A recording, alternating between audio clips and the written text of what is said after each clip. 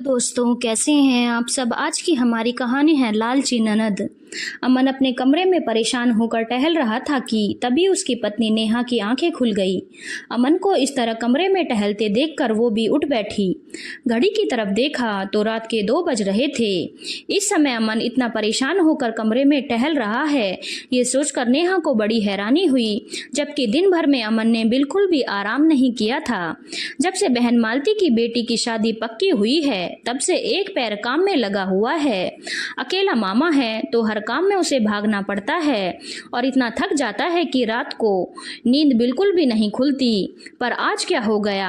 आज ये और अम्मा दोनों दीदी के घर गए थे, पर वहाँ क्या हुआ किसी ने कुछ नहीं कहा। एक तो अमन उसे सारी बातें बताता भी नहीं है। सोचते सोचते नेहा ने अमन से ही पूछ लिया, क्या बात है जी, आपको नींद नहीं आ रही। पर अमन तो जैसे अपने ख्यालों में खोया हुआ था, उसने ध्यान नहीं दिया। नेहा ने दोबारा पूछा, तब उसने पलटकर उसकी तरफ देखा। कुछ कहा क्या तुमने? मैंने पहले भी वही पूछा था, आखिर अभी भी वही पूछ रही हूँ। आपको नींद नहीं आ रही, आखिर बात क्या है? उसकी बात सुनकर अमन हल्का सा मुस्कुरा दिया और बोला, कुछ भी तो नहीं, बस नींद नहीं आ रही। तुम सो जाओ, तुम भी दिन भर की थकी हुई हो। यह सुनकर नेहा उसे एकटक देखती रही। तो अमन बोला, ऐसे क्या देख रही हो मुझे? भाई इंसान ही हूँ, कोई अजूबा नहीं जो इतनी हैरानी से देख रही हो। जानती हूँ आप इंसान ही हो, थके हुए तो आप भी हो, पर रात के 2 बजे कमरे में टहलने का क्या मतलब है? नेहा ने उसे शक की निगाह से देखा तो वो पलंग पर आकर बैठते हुए बोला, लो बाबा सो जाता हूँ, ऐसे क्या देख रही हो? कहता हुआ अमन चादर तान कर लेट गया, पर नेहा अभी भी वैसे के वैसे ही बैठी रही। उसने फिर पूछा, अरे आप बताओगे नहीं क्या? क्या बात क्या है? रात के 2 बजे आप कमरे में क्यों टहल रहे हो? किसी ने कुछ कहा क्या? अम्मा जी ने तो कुछ। कहते कहते नेहा रुक गई। उसके बाद तीर की तरह बिल्कुल निशाने पर लगी। अम्मा का नाम सुनते ही अमन उठ बैठा। कुछ देर मौन रहने के बाद बोला, क्या करूं नेहा, मुझे तो कुछ समझ ही नहीं आ रहा। इस पगड़ी का बोझ उठाते उठाते थक गया हूं मैं। बाबा के जाने के बाद उनकी ये पगड़ी तो अब जान लेकर ही रहेगी मेरी।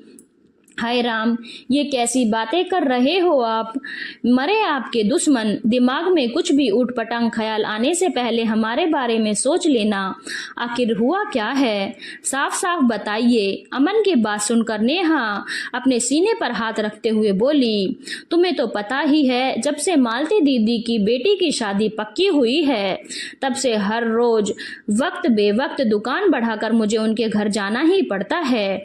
अगर 1-2 दिन ना जाऊं तो वो और जीजा जी अम्मा से मेरी शिकायत कर देते हैं और अम्मा बस अपना ही राग लेकर रोना शुरू कर देती है।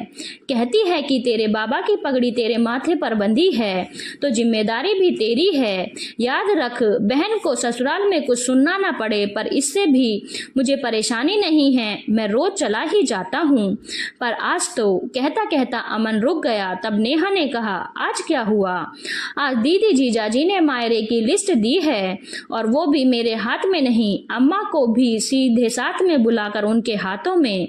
हाँ तो क्या हो गया, अम्मा को लिस्ट दे दी तो मायरा तो हमें देना ही पड़ेगा। नेहा ने कहा तो अमन ने उसकी तरफ देखा और फिर बोला, सही कहा तुमने, मायरा तो हमें देना ही पड़ेगा, लेकिन हमारे घर की शांति तो भंग कर दी। ऐसा क्या मांग लिया उन लोगों ने? नेहा ने हैरान होते हुए उसकी तरफ देखा। अरे क्या बताऊं, लिस्ट बनाने से पहले एक बार भी नहीं सोचा कि हमारे पास इतना पैसा कहाँ है। 51 बेस मांगने के बाद उनके पूरे परिवार के कपड़े मांगे हैं। ऊपर से कहा है कि दीदी जब आरती के लिए आएंगी तो सोने का गहना और 51,000 नगद थाली में रखना। यहाँ मेरे ससुराल में मेरे मायके की भी इज्जत है। हे भगवान, इतना सब मांगा है, हम कहाँ से कर पाएंगे इतना? आपने कुछ कहा क्यों नहीं? नेहा बीच में ही बोल पड़ी। उसकी बात सुनकर अमन बोला, मैंने भी कहा था इतना सब कुछ हम कैसे कर पाएंगे, पर दीदी ने तो अम्मा को इमोशनल ब्लैकमेल करना शुरू कर दिया। वही हमेशा का राग, बाबा की इज्जत का सवाल है। क्या अपने बाबा की इज्जत के लिए इतना सा नहीं दे पाएगा? अगर इतना सा भी नहीं कर सकता था तो बाबा की पगड़ी पहनी ही क्यों थी? तब तो बड़ा ही चौकी पर बैठकर बाबा की पगड़ी पहनी थी। कहते कहते अमन चुप हो गया, पर नेहा से रहा नहीं गया। उसने पूछा, दीदी की तो छोड़ो, वो तो शुरू से ही लालची स्वभाव की रही हैं, पर आप तो ये बताओ कि अम्मा जी ने क्या कहा। अम्मा जी का नाम सुनते ही अमन की आंखों में आंसू आ गए। उसकी आंखों में आंसू देखकर नेहा ने उसके आंसू पोंछे और फिर पानी का गिलास लेकर पहले अमन को पिलाया। पानी पीकर गिलास रखते ही अमन बोला, इसी बात का तो दुख है कि हमेशा अम्मा अपनी बेटी का ही पक्ष लेती है। कह रही थी कि अपने बाबा की इज्जत के लिए इतना भी नहीं कर सकता। आखिर तूने बाबा की पगड़ी पहनी है, उनकी जिम्मेदारियों को तूने अपने कंधे पर लिया है, तो अब ये तेरी जिम्मेदारी है कि तेरी बहन का मान सम्मान उसके ससुराल में ना जाए।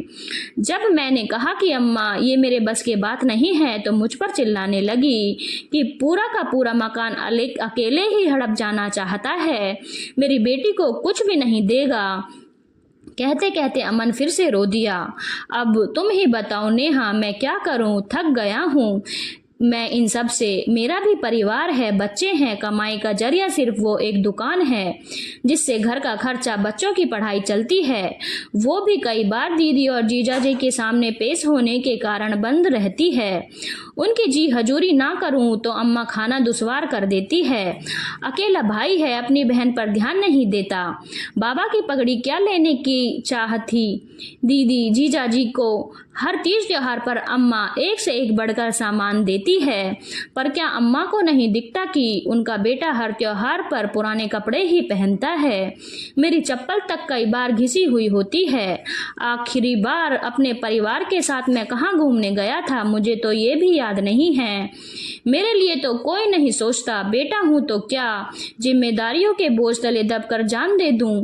कभी बेटों के बारे में तो कोई नहीं सोचता। थक गया हूँ मैं सबसे। लेकिन इस बार से नेहा ने अमन को रोने से नहीं रोका। आखिर जब मन का मवाद निकल गया तो अमन शांतिपूर्वक सो गया, पर नेहा की आंखों से नींद कोसों दूर थी। आखिर अपने पति को अपने सामने रोता देखकर भला किस पत्नी को अच्छा लगेगा। अमन किस दौर से गुजर रहा था, ये देखकर नेहा को भी आत्मग्लानि हुई।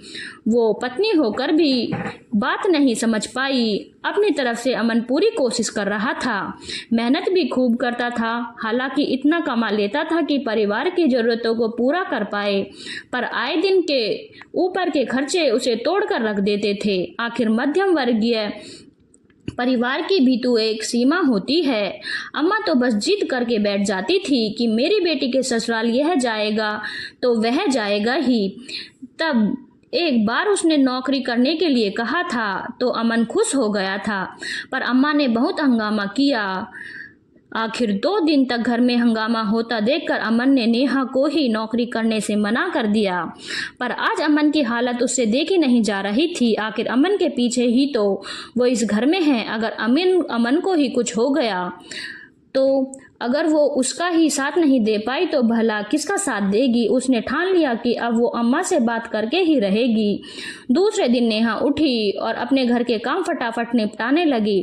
आज तो उसने नाश्ते के साथ ही दोपहर का खाना भी तैयार कर दिया। अभी सब नाश्ता कर ही रहे थे, इतने में नेहा तैयार होकर आ गई। उसे देखकर अम्मा जी बोली, बहू तुमने बताया नहीं कहीं जा रही हो। नेहा ने अम्मा जी की तरफ देखकर कहा, हाँ अम्मा जी, मैं पास वाली सुशीला भाभी के घर जा रही हूँ। उन्होंने उस दिन भी कहा था कि उन्हें एक्सपोर्ट के सामान को पैक करने के लिए महिलाओं की ज़रूरत है। मैंने सुबह ही उनसे बात की तो उन्होंने मुझे आने के लिए हाँ कर दी। बस वहीं जा रही हूँ। दोपहर का खाना तैयार कर दिया है, आप अपने आप लेकर खा लेना। बच्चे जब स्कूल से आएंगे तो अपने आप लेकर खा लेंगे। मैं शाम को 5 बजे तक वापस आ जाऊंगी।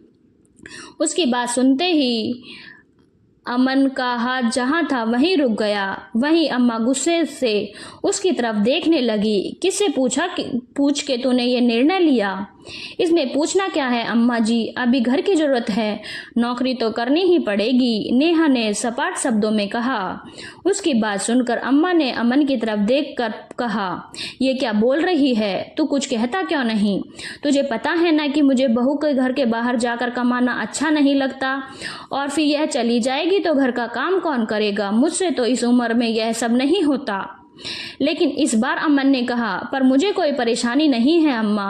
अगर नेहा बाहर जाकर 2 पैसे कमाना चाहती है तो कमा लेने दो, कम से कम मुझे 2 पैसे का सहारा ही लगेगा। और रही बात घर के काम की तो हम दोनों मिलजुल कर लेंगे, कहकर अमन ने अपना नाश्ता किया और दुकान के लिए रवाना हो गया। वहीं नेहा अपना बैग लेकर बाहर आई तो अम्मा उससे बोली, खबरदार घर के बाहर कदम रखा तो। अभी तो मैं जिंदा बैठी हूँ, मेरी इजाज़त के बगैर घर के बाहर नहीं जाएगी तू। क्यों नहीं जाऊंगी अम्मा, घर के खर्चे बढ़ रहे हैं। दुकान तो पूरे टाइम खुलती नहीं है क्योंकि दीदी जीजाजी के लिए इनको अपनी दुकान बंद करके वहाँ जाना पड़ता है। अगर नहीं गए तो आप खुद इनका खाना दुश्वार कर देती हैं। ऊपर से अब ये मायरे का नया तमाशा शुरू कर दिया। अरे मायरा देने में हमें कोई परेशानी नहीं है, पर कम से कम क्षमता के अनुसार तो मांगें। नेहा ने पलट कर कहा तो अम्मा चिढ़ गई। अच्छा, तो तुझे मेरी बेटी और दामाद दिख रहे हैं, वो दोनों तुम लोगों को सुहाते नहीं हैं। अरे अपने बाबा की पगड़ी अपने सिर पर बंधवाई थी अमन ने, तो जिम्मेदारी भी उसी की होगी ना। और ऐसा क्या मांग लिया मेरी बेटी ने? भूल मत, मकान में मेरी बेटी का बराबर का हक है, वो तो तुम फटाफट डकारने को तैयार हो जाओगी और मायरा देने में तुम दोनों को रोना आ रहा है। अम्मा की बात सुनकर नेहा हैरान रह गई। अब उसे अपना गुस्सा कंट्रोल नहीं हुआ। अम्मा, बेटी के प्यार में आपको बेटा नजर नहीं आ रहा? बेटे का भी अपना पूरा परिवार है, उसके अपने परिवार के लिए भी जिम्मेदारियां हैं। उसकी आर्थिक स्थिति इतनी अच्छी नहीं है कि वो ये सब कर पाए। आपको खुद भी ये सब बातें अच्छे से पता हैं, फिर भी बेटे को ही दबाए जा रही हो। अगर आपको ये लगता है कि हम ये मकान डकार जाएंगे तो आप अपने ही हाथों से अपनी बेटी के नाम कर दो इसे, पर भगवान के लिए हमें खुश रहने दो। आपको शायद आपकी बेटी संभाल ले, लेकिन मेरे बच्चों के लिए तो मेरा पति ही है। नेहा की बात सुनकर अम्मा थोड़ा ढीले पड़ते हुए बोली, अरे बेटा, ये सब नहीं करेगा तो लोग बातें बनाएंगे। अम्मा की बात सुनकर नेहा बोली, आपको लोगों की चिंता है अम्मा, अपने बेटे की नहीं। कल रात आपका बेटा रो दिया, उसकी हालत क्या होगी इसका अंदाजा आप लगाइए। अगर कल को आपके बेटे को कुछ हो गया तो आपके ये लोग नहीं आएंगे हमें संभालने के लिए। बाबा की पगड़ी पहनाकर आपने जिम्मेदारियों का बोझ तले दबा दिया है उसको। भगवान के लिए उसे भी थोड़ी सांस लेने दो। बेटा पैसे कमाने की मशीन नहीं है। नेहा अम्मा के सामने हाथ जोड़ते हुए बोली और वहां से चली गई। अम्मा को तो अक्सर बेटी दामाद की बातों में आकर ही लगता था कि मकान के चक्कर में ही बेटा बहू सेवा कर रहे हैं, पर आज तो बहू ने भी मकान बेटी के नाम करने के लिए कह दिया।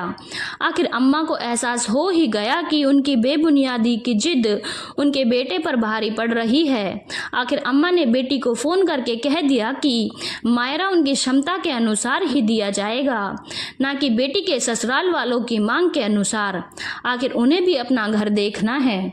धन्यवाद दोस्तों। अगर आपको कहानी अच्छी लगी हो तो चैनल को लाइक, शेयर और सब्सक्राइब करना ना भूलें।